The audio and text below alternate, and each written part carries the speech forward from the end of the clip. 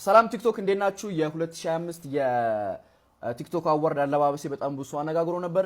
ጥርት ያለ ነገር መናገር ፈልጋለሁ። በዚህ አጋጣሚ ወደ ሌላ ነገር ተወስዷል። እኔን የምታውቁኝ ሰዎች ዳንሰኛ ነኝ። ከ11 ዓመት ጀምሮ ዳንሰኛ ነበርኩ። ማይክል ጃክሰንን እያየሁ አደግኩት። እነ ክሪስ ብራውን በቃ ብዙ ዳንሰኞችን እያየሁ አደግኩ። ከሁለት ዓመት በፊት ቲክቶክ ላይ ፒን አረጋዋለሁ። አሁን የፕሮፋይል ላይ ስገቡ ቀጥታ የመጀመሪያ ቪዲዮ ፒን አረግላችኋለሁ። የማይክል ጃክሰንን ልብስ ፖስት አድርጌ ነበረ። በቃ ከዚህ በኋላ ለራሴ አዋርድ ስቀርብ እንደ ማይክል ጃክሰን ነው መልበስ የምፈልገው የሚል ነበረ። እንደሱ ነበር ለመልበስ ሀሳቤ። ግን እኔ ያሰብኩትና ሰው የተቀበለው በጣም ግራ ተጋብቷል። ከፖስት ካረኩ በኋላ ልክ ኮመንት ሳይ ነው በቃ አምሮዬ ወደ ሌላ ነገር ሄደው እንደዚህም ነገር አለ እንዲ ላይክ ማሰብ ጀመርኩ። እኔ ግራ ገብቶኝ ነበረ። ኦኬ እስቲ ምናምን ከዛ ደግሞ ቦርሳው መጣ። ደግሞ አልዋሻችሁም ቦርሳ ሀሳብ አልነበረም፣ ከዘራ ነበር ያሰብነው። ይሄ ዘመናዊ ከዘራ አለች እና ኬት አባታችን አምጠው ምንም ልናመጣው አልቻለም። ከዛ ቦርሳው ደግሞ ክለች ባግ ይባላል። የወንድ ቦርሳ ነው አክቹሊ። ትንሽ ብልጭልጭ እያለ ነበር። ሰው ሀበሻ ልብስ ነው ያሰፋውበት። ይሄ ከሀገራችን ጋር ሄድ ያው ሳስበው ሁሉም ነገር ትንሽ እንትን ይከብዳል ግን የሀበሻ ልብስ ለምን አናሰፋበትም ብለን ነው። ምንም የሀገር ነገር አይመጣውም ብለን የሀበሻ ልብስ ያሰፋንበት እሱን ነው። ክለች ባግ ይባላል። ወንዶች የሚያደርጉ ቦርሳ ነው። ግን እስማማለሁ እዚህ ሀገር አይደረግም። ለአዋርድም ማድረግ አልነበረብኝም፣ ተቀብያለሁ። ግን ያው ከዘራ ባገኝ ደግሞ ሞር የበለጠ ብታዩት ደስ ይለኝ ነበር። በፋሽን መንገድ ብቻ ነው እኔ ያሰብኩት። ያ ከዛ በተረፈ ደግሞ ገብረ ሰዶም ላላችሁ ሰዎች 100% እቃወማለሁ።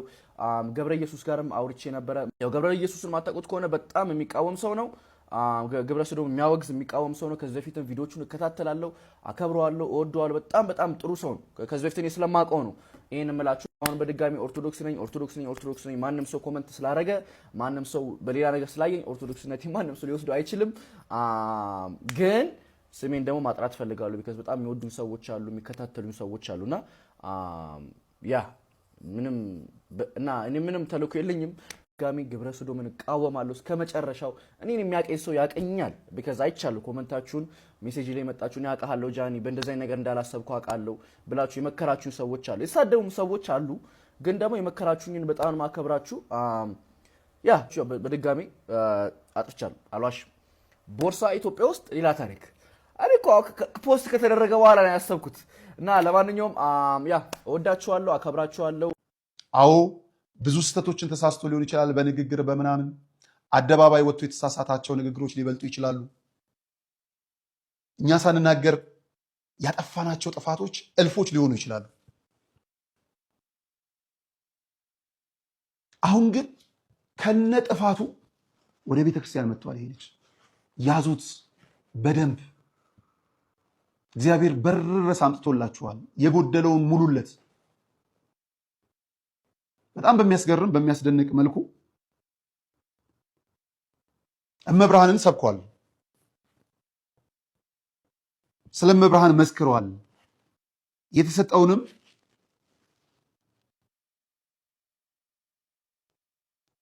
ለመስጠት ለምስጋና መጥተዋል። ግን አወዳደቁ እንዳይከፋ በቅርብ ያላችሁ ሰዎች አግዙት። መታበይ እንዳይጀምር፣ መጥፋት እንዳይጀምር፣ መውደቅ እንዳይጀምር፣ መወደድ እንዳያሰናክለው፣ እውቅና እንዳያጠፋው። ምክንያቱም አንድ ዜጋ ነው። ያጠፋቸውን ጥፋቶች እንዲያርማቸው አጠገቡ ያላችሁ ሰዎች መከሩት። አክቲቭ ቲቪ ላይ የተናገረው ነገር አልተመቸኝም፣ ቶታሊ አልተመቸኝም። ስሙት። ከአዶናይ የምንጠብቀው ነገር እግዚአብሔር ይህ ቲክቶክ አዋርድ ያመጣልኝ መልእክቴን እንዳስተላልፍ ነው። እኔ ኢትዮጵያን አንድ አደርጋታለሁ። አዶናይ ነኝ።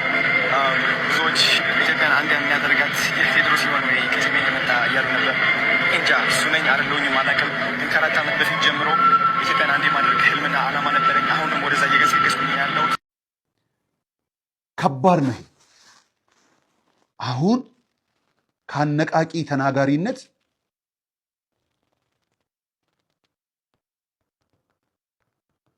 ወደ ሃይማኖት መስካሪነት አምጥተነዋል።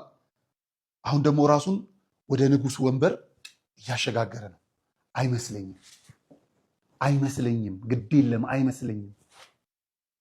አይመስለኝም። ገና በእንጭጩ መቅጨት ያለብንን ማስቆም አለብን። መከራቸውን ፍዳቸውን የሚበሉት የማርያም መልእክተኛ ነኝ እያሉ የኢየሱስ መልእክተኛ ነኝ እያሉ አገር እየበጠበጡ ያሉ ብዙዎች አሉ።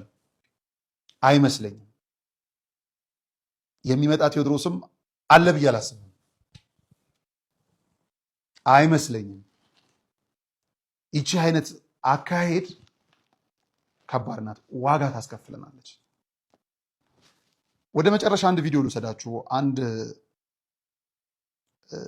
እህታችን የምታሰማን ወይም የምትገልጠው ሀሳብ አለ። አንድ አይደለም፣ በእርግጥ ሁለት ቪዲዮ ላስመልክታችሁና አሰነባበታለሁ። ልሳነ ክርስቶስ መምህር ጳውሎስ መልካስላሴም እጅግ በጣም በሚገርም ስለዚህ ፕላትፎርም የተናገሩት አለ። ከዛ ፊት ግን እህታችን እንስማ። የቲክቶክ ክሬቲቭ አዋርድ ያመጣብን ጣጣን እንመልከት። ቲክቶክ ክሬቲቭ አዋርድ ይገባው ነበር አይገባትም አይነት ወሬ ላወራ ሳይሆን ስጋቴ ልንገራችሁ። አንደኛው ስጋቴ ሀገር ሲያረጅ ጃርት ያበቅላል ይባላልና እሱ ነገር እውን እንዳይሆንብን በእኛ ኮንቴክስት እፈራለሁ። ሁለተኛ ትምህርት ጠል የሆነ ጀነሬሽን እየተነሳ እንደሆነ እያየው ነው። ምክንያቱም በማርም ያው 4000 ብር 5000 ብር ደሞዝ ለማግኘት ከዚህ ኢንፍሉዌንሰር ሆኜ ጎዳና ላይ ብጮ ብዙ ቪው ይኖረኛል፣ ዊርድ ነገር አድርጌ ተመልካች ይኖረኛል፣ ደን ፕሮሞሽን ይመጣል፣ ሀብታም ሆናለሁ ይላል። ያልገባን ነገር ሀብታም ሊኮን ይችላል፣ ግን ሀብትን እንኳ ሰስቴን ለማድረግ ለማቆየት ካራክተር ይፈልጋል፣ ዲሲፕሊን ይጠይቃል። ዲሲፕሊን የሌለው ሀብት ያጠፋል ነው የምላችሁ። ሲቀጥል የትኛውም ሲቪላይዜሽን በትምህርት ነው። አርኪቴክቸር ያስፈልጋል፣ ሜዲሲን ያስፈልጋል፣ አንትሮፖሎጂ ያስፈልጋል፣ ሳይኮሎጂ ያስፈልጋል፣ ጆርናሊዝም ያስፈልጋል፣ ብቻ ሙያ ያስፈልጋል።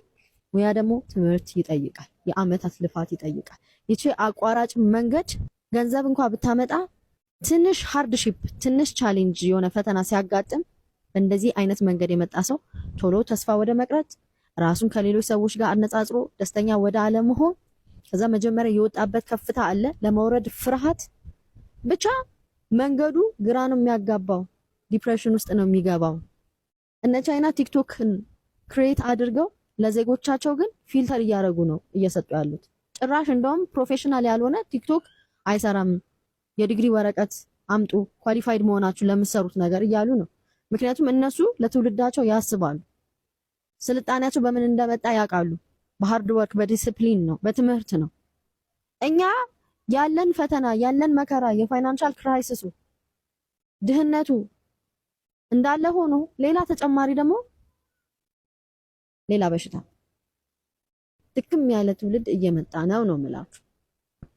ከዛ ደግሞ ይሄ ክብራቸው በኖራቸው የሚባለው አይነት ዛሬ አዋርዱ ላይ ዛሬ ነው ያየሁት እኔ። በቃ ቀጥታ ኮፒ ፔስት ከፈረንጅ ሴሌብሪቲ የተደረጉ ነገሮች፣ የራስ ቀለም አለመኖር አይዴንቲቲ ክራይሲስ ነው ይሄ። የራስን እንኳን ክሬቲቭ አለመሆን ራሱ ክሬቲቭ አዋርድ ላይ ክሬቲቭ አለመሆን ኢማጂን።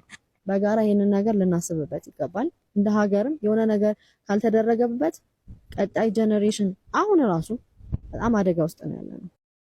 በእውነት ቃለ ሕይወትን ያሰማልን ነው የሚባለው እንዲህ አይነት ንግግር። በጣም ሀገር መሪ ያላት መሪዋን ግን ዜጎቿ የማይሰሙበት ደረጃ ላይ ተደርሷል። ቀደም ልክ እንዳልኳችሁ ፌስቡክ አንድ ሰው የሚያየው መሪ፣ ይሄ መታሰብ መቻል አለበት። የባህልና ቱሪዝም ሚኒስትር አለን፣ መጤ ባህል ብሎ በጀት ይመድባል። መጤ ባህልን ግን በቴሌቪዥን የሚያስተላልፍ ብሮድካስት አለን። ቆም ብሎ መታሰብ ነው ያለበት። አርቲፊሻል ኢንተለጀንስ ዋቴቨር በሉት፣ ትውልዱ በኢንተርኔት እያለቀ ነው። ግን ከኢንተርኔት የተገኘ አመታዊ ገቢን የሚያሰላ ቴሌኮም ነው የያዝነው። ቆም ብሎ መታሰብ አለበት። ይህ አመታዊ ገቢ የመጣው ከየትኛው ተጠቃሚ ነው ተብሎ መታየት መቻል አለበት። 48 ሰዓት ቲክቶክ ላይ ተጥዶ መጤ ባህሉ